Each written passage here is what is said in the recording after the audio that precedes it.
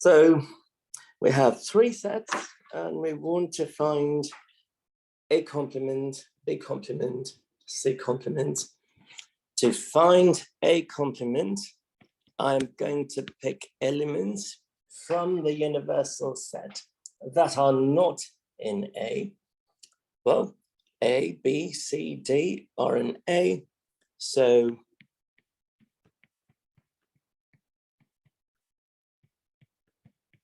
since everything is going in order, I'll put 9, 10, 11 with ellipses.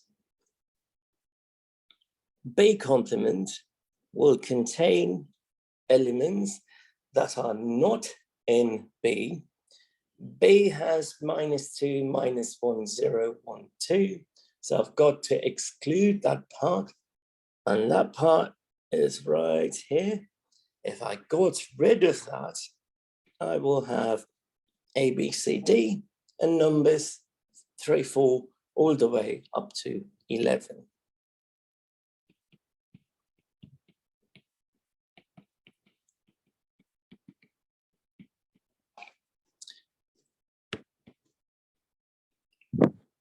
C complement, I am going to pick elements that are not in C, but are in the universal set. This, let's say, contains those elements 1, 2, 3, 4, 5, 6, 7, 8. Going to get rid of those, pick the rest. So, oops, A, B, C, D, -2, -1, 0. Stop. 1 through 8 is in C. 9, 10, and 11. So I have three sets, the same ones from last time. Ooh, let's see.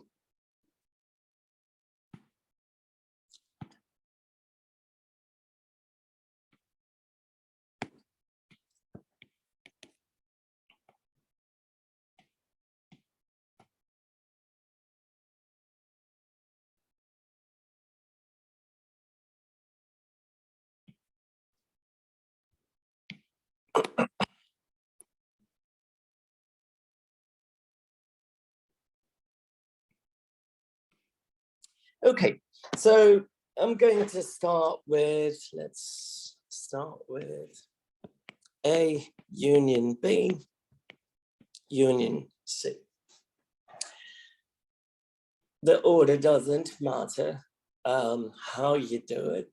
So A union B union C is the same as C union A union B. So we could do this in 2 steps. I could do A union B,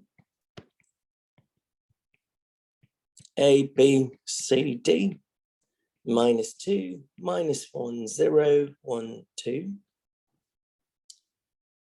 We want to combine that with C.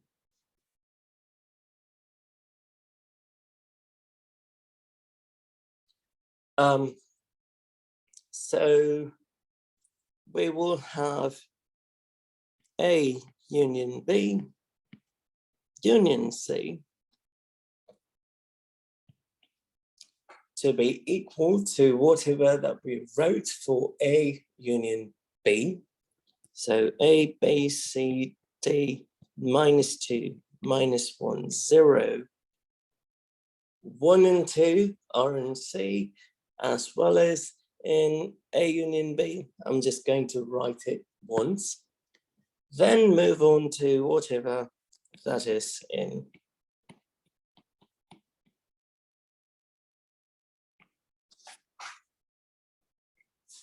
C. This is a problem where we needn't distribute the complement like the way we did with set operations with 2 sets.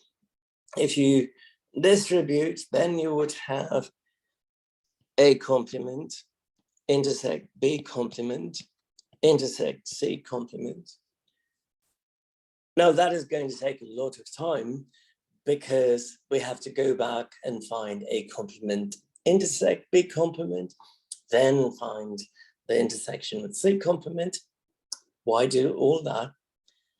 If we observe A union B union C that we found in the previous part,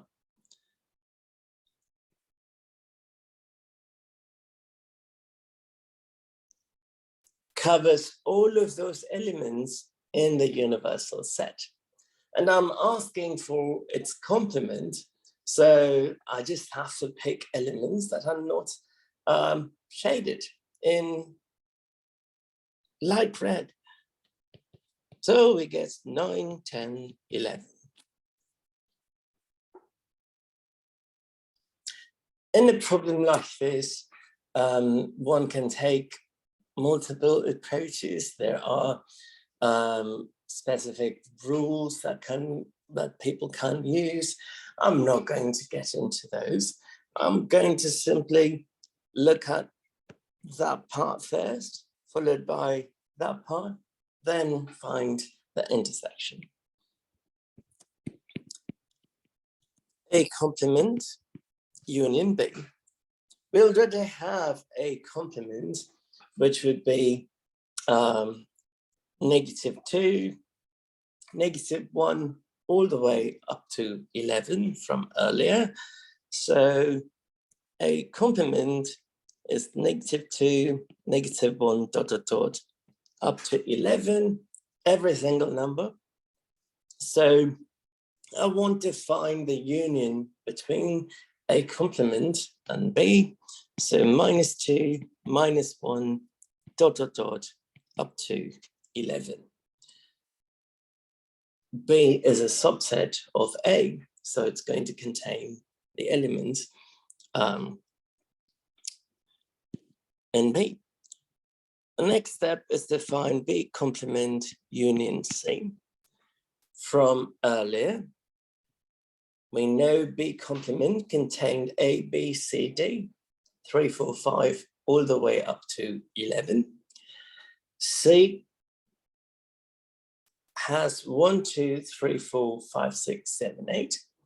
So when we combine the two, we are going to have A, B, C, D, 1 through 11.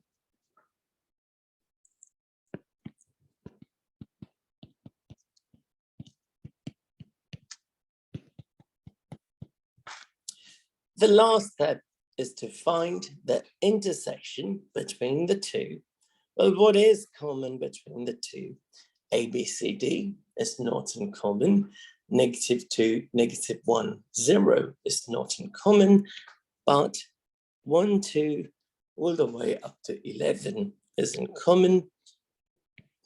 So the answer is 1, 2, ... up to 11.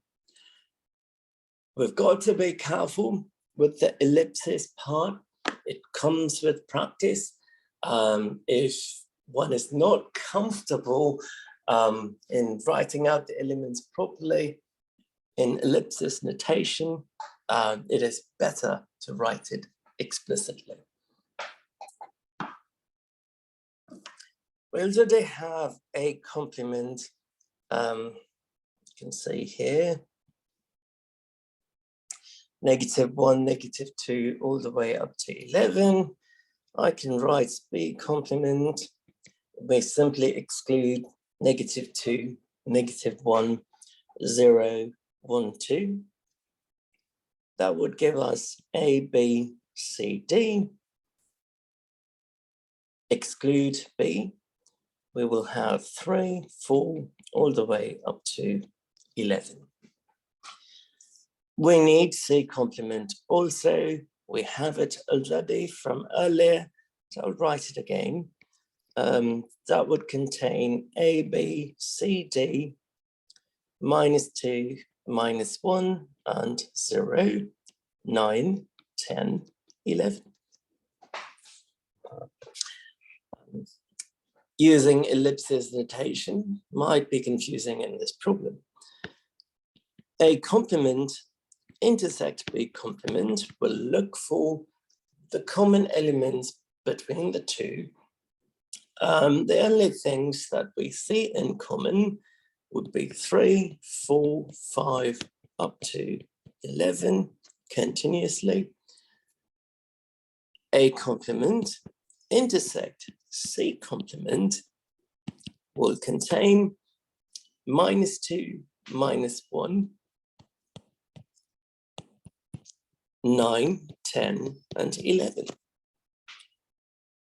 We want to find whatever that is in common between the two.